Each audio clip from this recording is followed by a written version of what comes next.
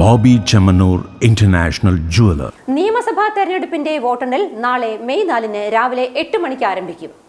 നിയമസഭാ തെരഞ്ഞെടുപ്പിന്റെ വോട്ടെണ്ണൽ മെയ് 4 രാവിലെ 8 ആരംഭിക്കും. Government Victoria College Palakkad, NSS Engineering College Akathethara, Mount Seena Public School Pathirippala എന്നിങ്ങനെ ജില്ലയിൽ 3 കേന്ദ്രങ്ങളിലായാണ് 12 നിയോജക മണ്ഡലങ്ങളിലെ വോട്ടെണ്ണൽ നടക്കുക. അന്നേ ദിവസം രാവിലെ 7:30 സ്ഥാനാർത്ഥികൾ ഏജന്റുമാരുടെ സാന്നിധ്യത്തിൽ സ്ട്രോങ് റൂം തുറക്കും. തുടർന്ന് 8 മണിയോടെ വോട്ടെണ്ണൽ ആരംഭിക്കും. ആദ്യം പോസ്റ്റൽ ബാലറ്റുകളും പിന്നീട് ഇലക്ട്രോണിക് വോട്ടിംഗ് മെഷീനുകളിലെ വോട്ടുകളുമാണ് എണ്ണുക. പോസ്റ്റൽ ബാലറ്റുകൾ പൂർത്തിയായതിനു ശേഷമേ വോട്ടിംഗ് മെഷീനുകളിലെ വോട്ടുകൾ എണ്ണി തുടങ്ങുകയുള്ളൂ. തിരഞ്ഞെടുപ്പ് കമ്മീഷൻ നിയോഗിച്ച നിരീക്ഷകരുടെയും സ്ഥാനാർത്ഥികൾ ഏജന്റുമാരുടെയും സാന്നിധ്യത്തിലാണ് വോട്ടെണ്ണൽ നടക്കുക.